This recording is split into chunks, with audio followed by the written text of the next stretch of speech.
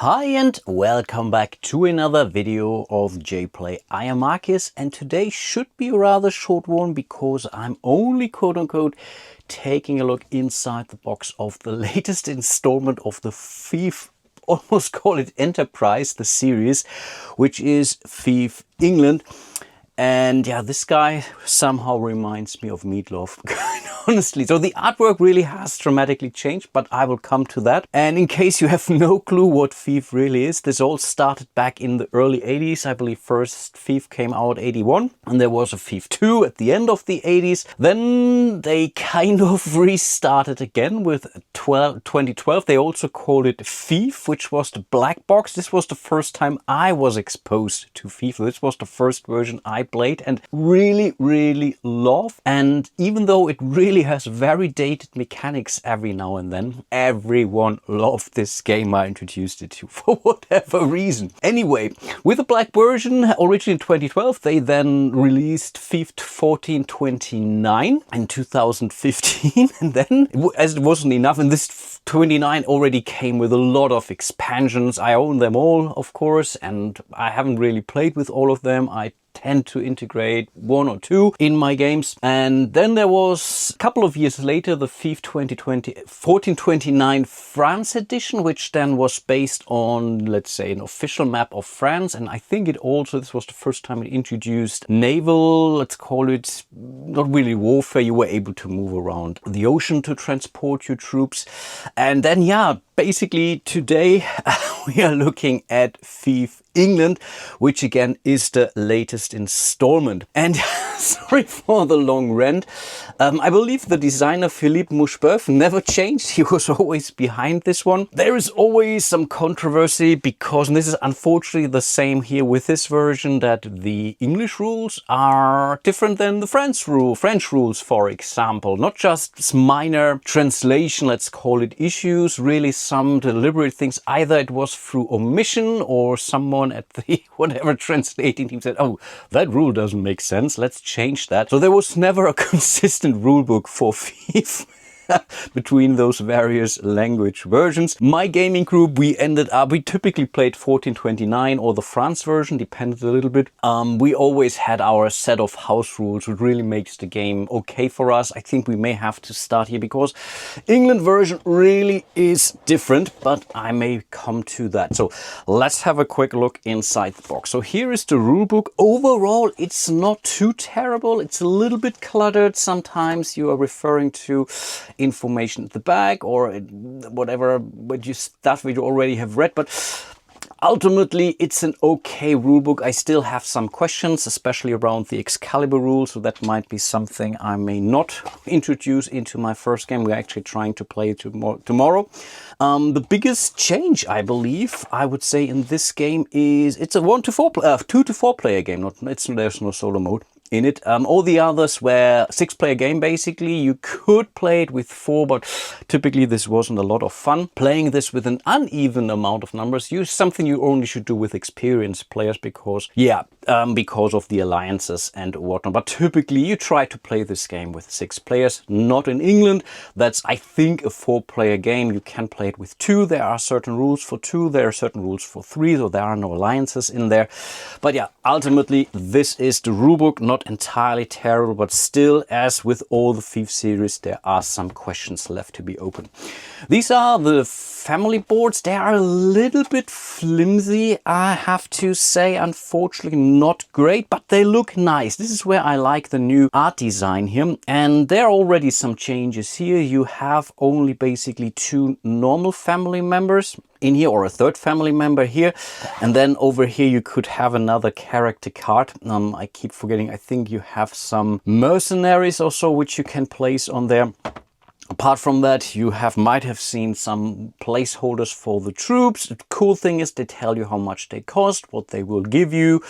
Your pigeon rules, also something that was heavily debated in former versions of the rules. I like in this version, in the English version, I think I like what they did to it. It was relatively clear to that.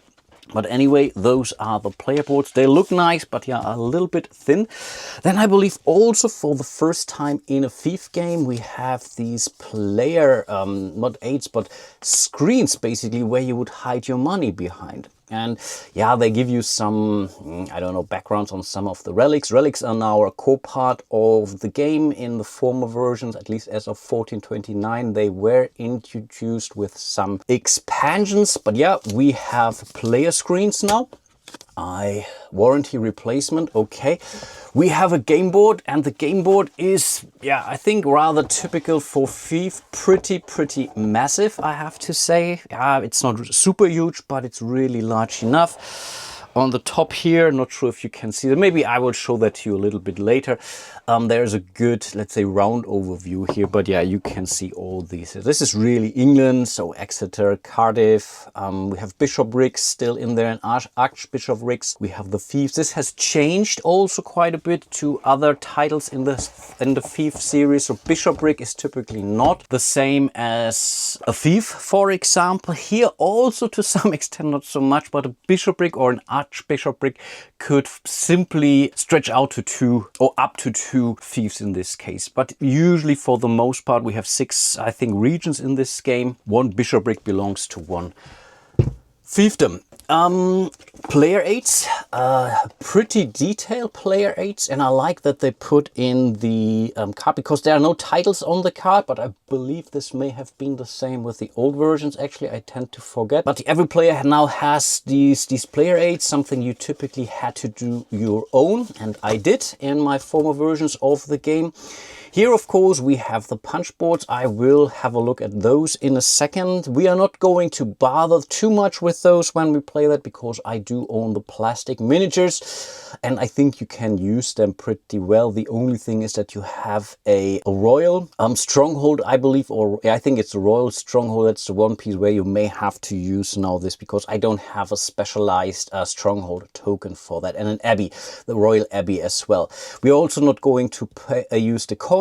But yeah, let's look at those punch boards in a second. This is something I really quite like. So we have these nice little boxes. Everything came pre-assembled here. So here are the typical dice for a Fief game. They have slightly changed the artwork. This is a normal 6-sided die, typically used to determine a random region, for example, but also when you, I don't know, when you try to stop a rebellion or something like that, you're rolling a die and things like that.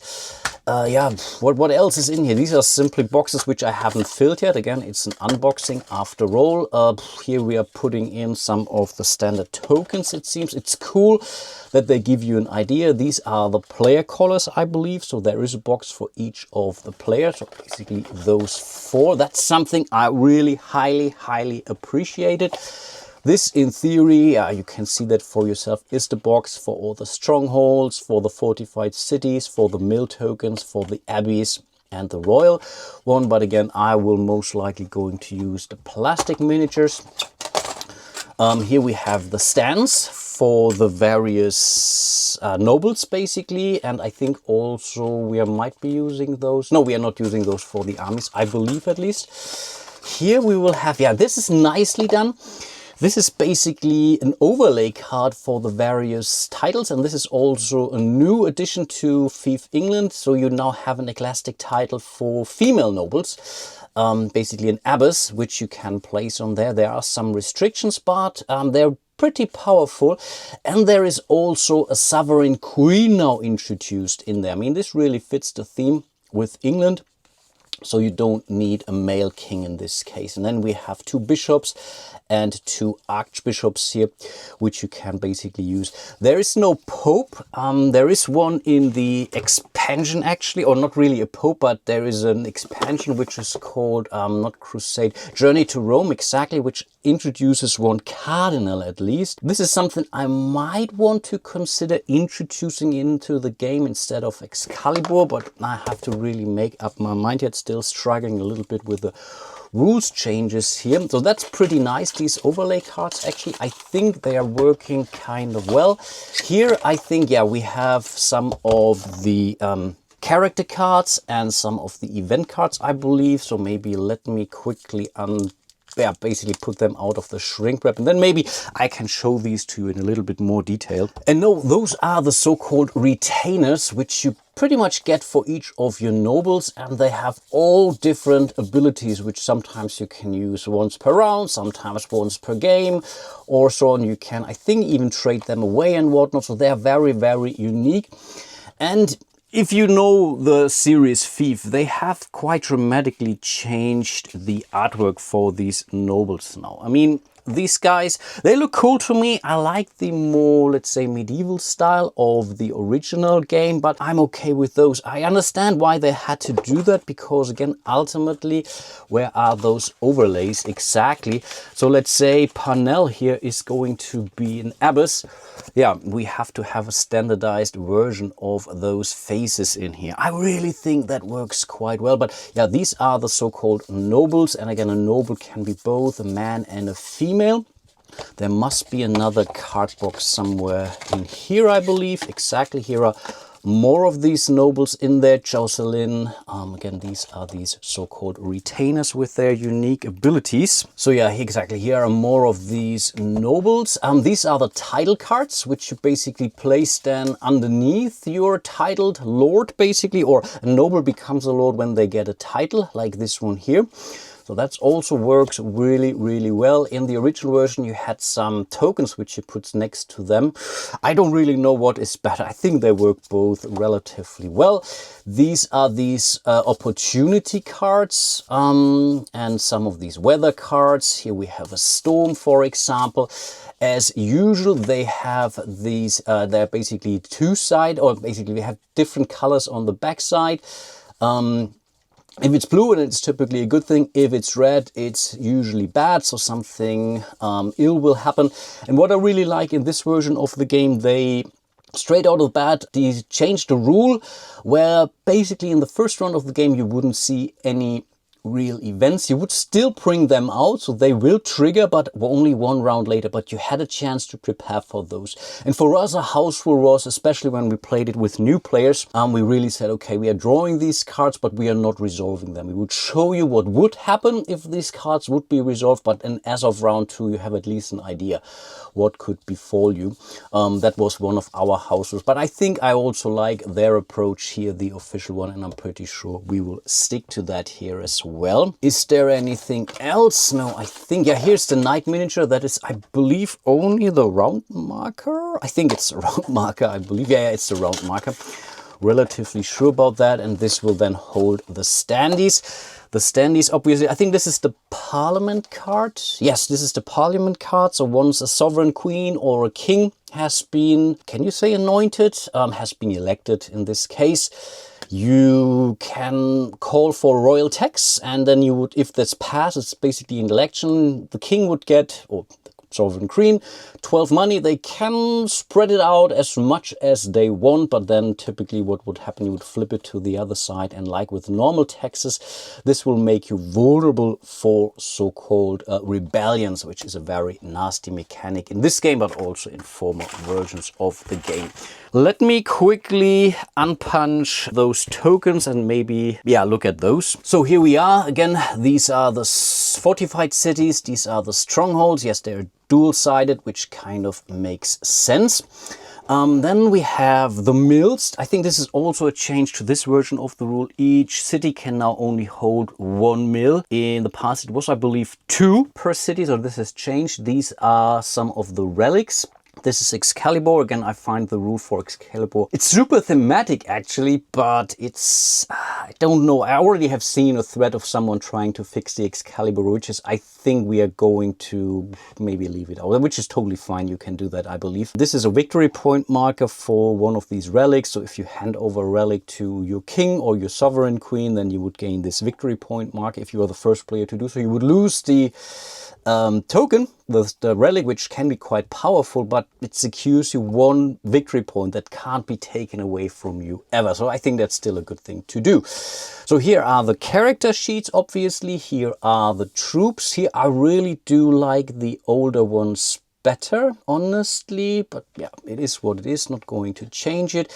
At least these troops here, it's okay. And one thing that's also now a default actually in this game, is that you play with a fog of war. This was an optional rule as of at least 1429, maybe even the version before, that you could play with fog of war, so basically with your troops face down. We never played this, and honestly, I don't really like that a lot. So maybe we are not going to do that, but I will ask my fellow players, of course, if they want to do that.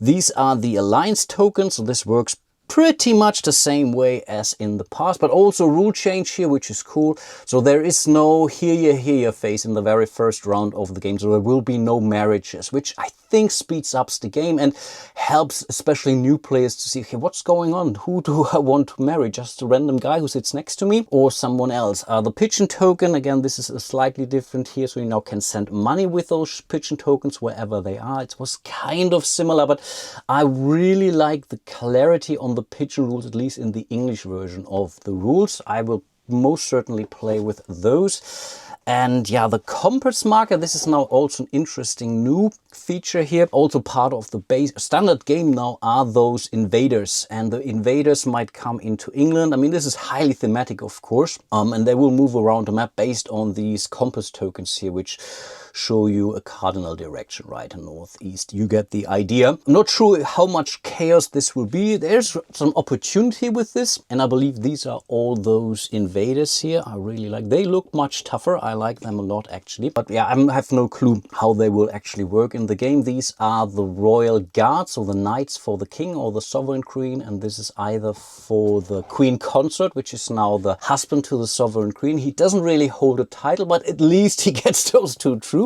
That is something. And yeah, or for the normal quote-unquote queen, when a king marries, and they will also, or she will also get those troops here accordingly. There is one more thing I wanted to mention, which is also new to this game. There is now a firm set of rounds. So after 7 rounds, the game is over. You tally up your score. There is a quite okay tiebreaker in there. So I think when you all have 2 victory points, which is not too uncommon actually. You typically need 3 victory points for a solo game, or for a solo win, and 4 victory points for an alliance win. They have now basically a tiebreaker in here, which I think one is the king, the second one, but there is another title, which I believe was this one here. I don't really know what it's called. Let me try to find it. Order of the Garter, and there's also a nice description for all of these tokens in the rules, all taken from Wikipedia from what I could tell, but at least they made an effort. So this is, I think, the first tiebreaker if you hold one of those titles here. And there are more to that. And these titles are being given to esteemed lords or ladies in the kingdom if they, I think, for example, push off an invader, for example, or convince them to return home. And as a bishop, for example, you can more or less preach to them in order to make them leave. So this is all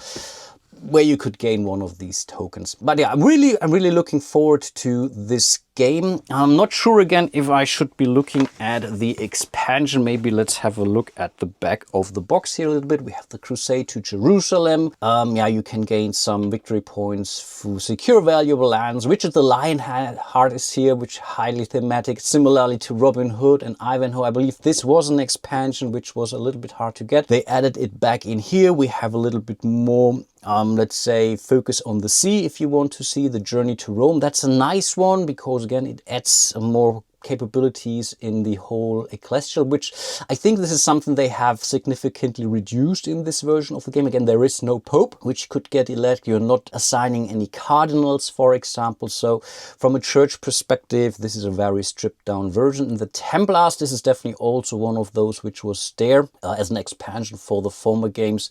I think I've never really played with those, but apparently there are some more of these overlay cards. So that's already something I would be looking forward to. I believe in one of those there is the Ivanhoe. Exactly, the Ivanhoe expansion seems also very, very nice because it introduces the joust mechanic. That was something I would really like to check out, and maybe I think I will not go for 2 of those, so it's either Journey to Rome or Ivanhoe. I have to really have a closer look at those. Maybe let me clean up the mess here a little bit and show you the board for a brief moment. Okay, and here we are.